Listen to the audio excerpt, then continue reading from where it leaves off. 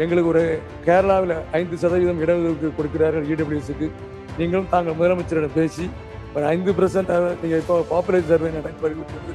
அந்த அடிப்படையில் எங்களுக்கு ஒரு 5% இடஒதுக்கீடு பரிந்துரை செய்யும்படி உங்களை கேட்டுக்கொள்கிறேன். Introducing Growth Guarantee Homes from MP Developers. Trust forever. மத்திய அரசாங்கத்திலே நாங்கள் பாரதிய ஜனதா கட்சியிலே கூட்டணி இருந்த போதும் அந்த இடபிள்யூஎஸ்ஐ ஏற்றுக்கொள்ளவில்லை. பேரவைத் தலைவர்களே, மத்திய அரசாங்கம் இடபிள்யூஎஸ் என்ற ஒரு அமெண்ட்மெண்ட் கொண்டாந்தார்கள். 10% இடஒதுக்கீடு. அதில் பாதிக்கப்பட்டவன் நான் ஒருவன். எங்கள் கிராமத்திலே குறிப்பாக இருக்கக்கூடிய கன்னியாகுமரி மாவட்டம் கடைசி மாவட்டம். அங்கே 125 நாள் வேலை 125 நாள் வேலைக்கு நிறைய பேர் போயிட்டு இருக்காங்க. வறுமை கோட்டு கீழே இருக்கிறார்கள்.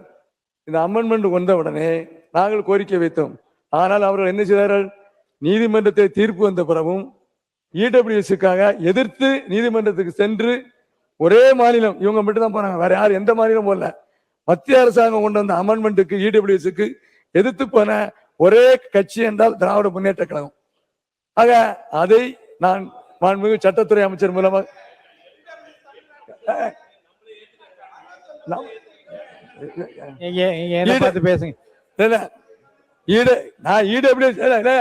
எங்களுடைய உரிமை கேட்கும்.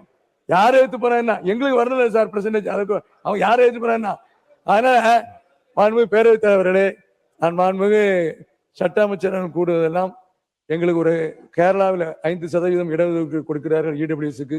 நீங்களும் தாங்கள் முதலமைச்சரிடம் பேசி ஒரு 5% நீங்க இப்போ பாப்புலேஷன் சர்வே நடக்கிறது. அந்த அடிப்படையில் எங்களுக்கு ஒரு 5% இடஒதுக்கீடு பரிந்துரை செய்யும்படி உங்களை கேட்டுக்கொள்கிறேன். அடுத்தபடியாக தமிழ்நாட்டில் இருக்கக்கூடிய சட்டக்கல்லூரிகள் 6 சட்டக்கல்லூரிகள் 2016 2021 மொத்தம் 6 சட்டக்கல்லூரி வந்தது. அதற்கு முன்னால் மாண்புமிகு புரட்சி தலைவி அம்மா அவர்கள் திருச்சியிலே ஒரு சட்டக்கல்லூரி என்றால் அது ஒரு ஸ்டாண்டர்டா இன்டர்நேஷனல் ஸ்டாண்டர்ட் வரைக்கும் கொண்டு வந்தார்கள். இப்பொழுது உங்களுடைய கொள்கை படிப்பு பார்த்தேன். அதில் நீங்கள் மதுரையிலே ஒரு 300 சீட்டுக்கு அருமையான ஒரு சட்ட பல்கலைக்கழகம் இன்டர்நேஷனல் ஸ்டாண்டர்ட் லெவலில் கொண்டதாக இருக்கிறது. தயவு செய்து கன்னியாகுமரி மாவட்டத்துக்கு ஒரு சட்டக்கல்லூரி கொண்டு வருவதற்கு உங்களை கேட்டுக்கொள்கிறேன். இதை கோரிக்கையாக வைத்திருக்கிறேன். தாங்கள் முதலமைச்சரிடம் சொல்லி கண்டிப்பாக நிறைவேற்றுவதற்கு கேட்டுக்கொள்கிறேன்.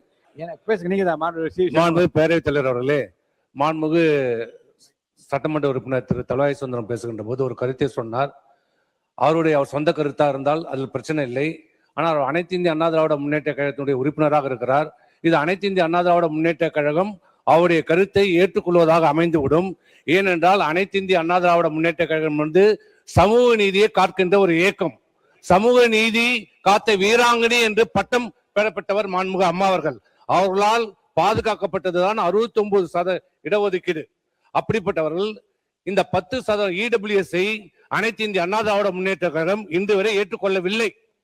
அதை முதலில் தெளிவுபடுத்துகிறோம். அதை கொண்டு வந்தது மத்திய அரசாங்கம்.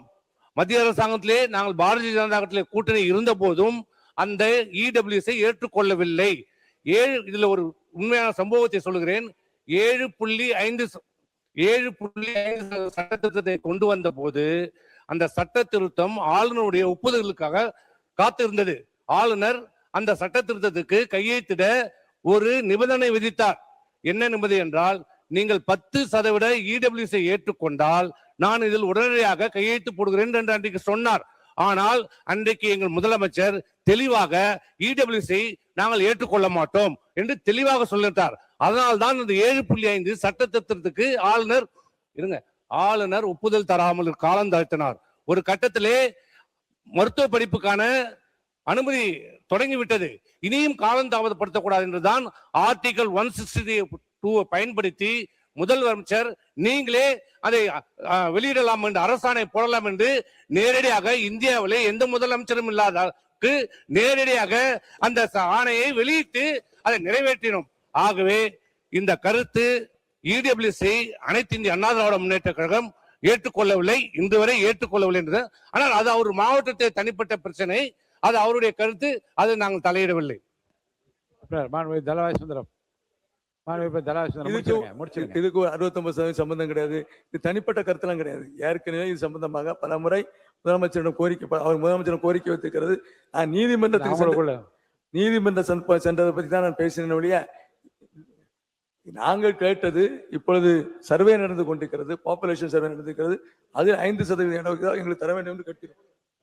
மாணவர் Shanmugan, T. Shanmugan. Introducing Growth Guarantee Homes from MP Developers. Trust forever.